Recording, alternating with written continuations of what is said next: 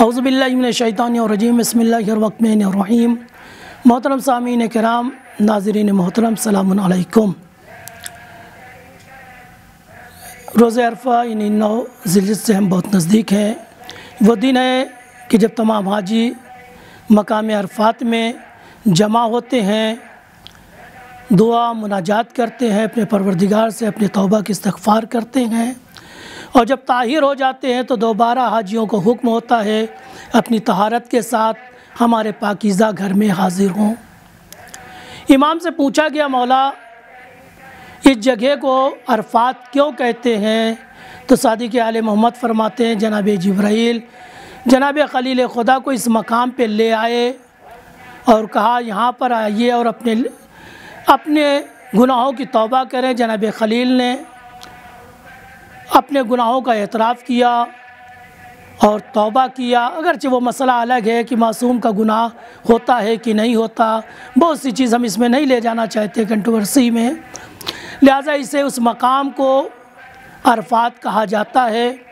और जिस दिन हाजी जमा होते हैं उस रोज़ को रोज़े अरफ़ा कहा जाता है।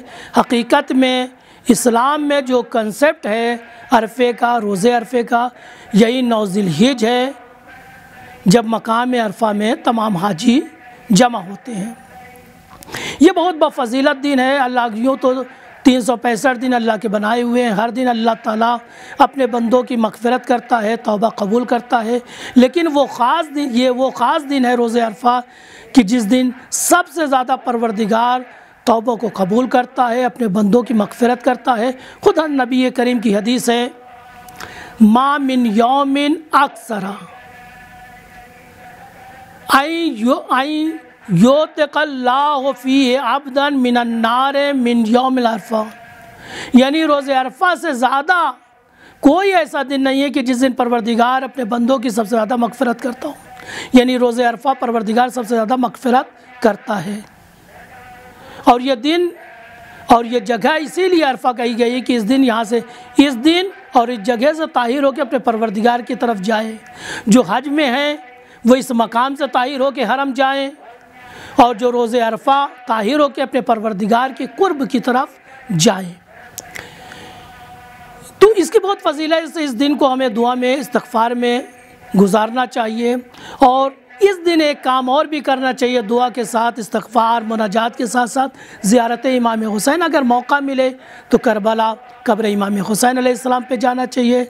अगर मौका नहीं मिला, जहाँ पर भी हों वहाँ दुआ करें, इस्तिग़फ़ार करें, मुनाजात करें, ज़ियारत इमाम हुसैन अलैहिस्सलाम जो ख़ास तौर से अरफ़े के दिन वारिद हुई उसको पढ़ें।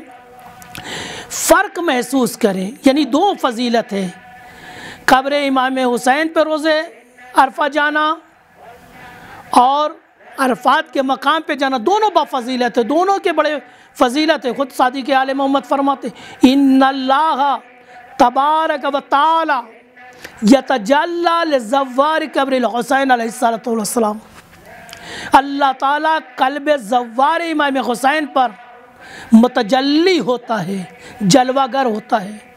एक मरतबा इंसान अल्लाह का जलवा खल्क़ खुदा में देखता है, एक मरतबा अल्लाह का जलवा अपने वजूद के अंदर, अपने क़ल्ब के अंदर देखता है, जिसको मौला कायनात फरमाते हैं कि मैंने अल्लाह को देखा है इसी नज़रों से। और ये मकाम वो होता है जहाँ पर बंदा अपने परवरदिगार को देखता है, अलबत्ता ज़ाहिरी आँखों से नहीं, बातनी आँखों से, बसीरत की आँखों से। बस फ़र्क इतना है कि हमारे लिए, आम लोगों के लिए रोज़े अरफ़ा खुदा तजल्ली करता है और इमाम के लिए हमेशा उनके क़ल्ब इमाम पे मुतजल्ली रहता है। तो एक फ़ायदा क़ब्ला अरफ़ात, यानी ये तजल्ली ज़व्वार इमाम हुसैन पर अरफ़ात अहले अरफ़ात से पहले है। यानी अहले अरफ़ात पे भी तजल्ली अल्लाह की है, ज़व्वार इमाम हुसैन पर भी अल्लाह ताला की तजल्ली है। दूसरी क्या है, यग़ज़ी हवाइजहुम, अल्लाह ताला ज़व्वार इमाम हुसैन अलैहिस्सलातु वस्सलाम की भी हवाए जो ज़रूरतों को, हाजतों को पूरा करता है, अहले अरफ़ात की भी ज़रूरतों को पूरा करता है। व यग़फ़िरु ज़ुनूबहुम, अल्लाह ताला ज़व्वार इमाम हुसैन के भी गुनाहों को माफ़ करता है, अहले अरफ़ात के भी गुनाहों को माफ़ करता है।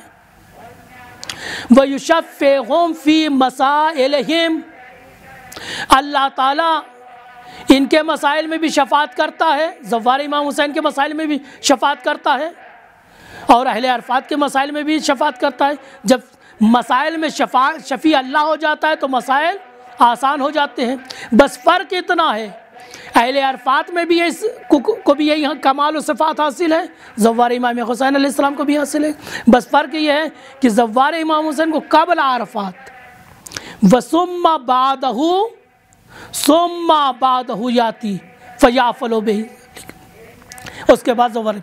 बस एक जुमला मैं यहाँ पे अर्ज़ करूँगा, यहाँ पर इमाम मासूम ने फरमाया ज़व्वार इमाम हुसैन के लिए, लेकिन कोई कैद नहीं लगा रोज़े अरफात जो ज़ियारत इमाम हुसैन पे गए हों, जो क़ब्र इमाम हुसैन पे, जो ज़व्वार इमाम हुसैन है, हदीस मुतलक़ है, जो ज़व्वार इमाम हुसैन है, या रोज़े अरफा ज़ियारत की हो उसने, या रोज़े आशूरा किया हो, या जिसने अरबईन के दिन जो भी ज़व्वार जिस पर ज़व्वार इमाम हुसैन का उन्वान मुंतबिक होता है, ये चारों सफ़ात का मुस्तहिक है। किस दिन?